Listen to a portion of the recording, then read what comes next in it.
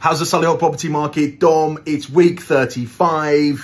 What have I got to tell you about August? What a month.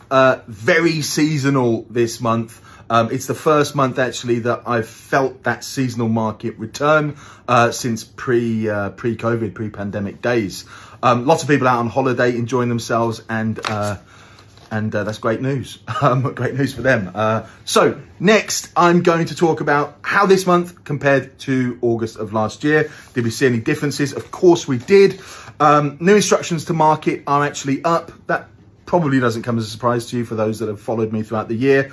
They're up 2.6% from 347 instructions last year to 356 in August of this year. Sales agreed down 7.3% from 301 to 279.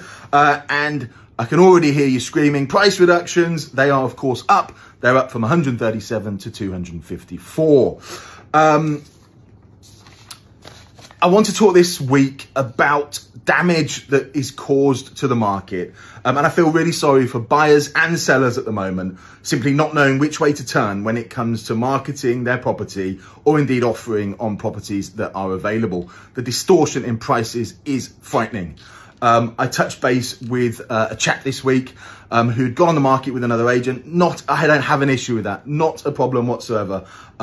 Sadly, the issue that I had is that said agent put the property on for 25% more than the price that we had discussed back in March 2022, which you'll recall was a much hotter market.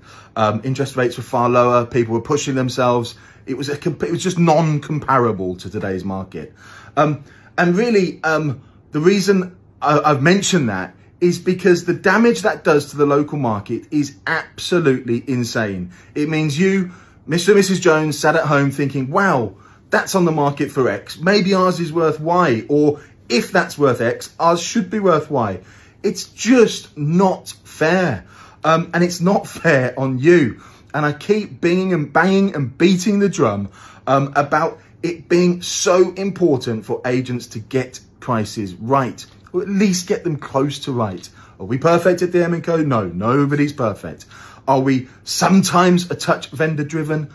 Yes, we might be, but never to the extremes of 25% above last year's valuation. It's not the only property. I've had a couple more of those in recent weeks. But ladies and gents, you have to, if I could ask you or advise you to do anything, be completely and utterly transparent with whoever it is you're talking to about the sale of your property. Everybody's situation and scenario is different. The selling of each and every property is unique.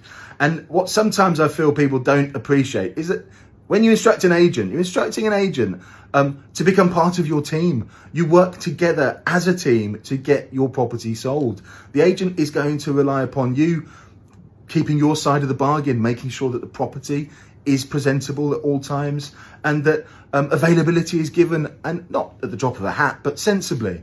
So I just think really today my message to the market is somewhat of a sort of, I think I'd hate to be in it. I think I would hate to be on your side of the camera at the moment, trying to buy or sell in this market. That does not take away from the fact that as an office or as a business, August hasn't been a bad month. We took 37 to market, agreed sales on 29. We've achieved 98% of asking prices over the last, over the rolling 12-month period.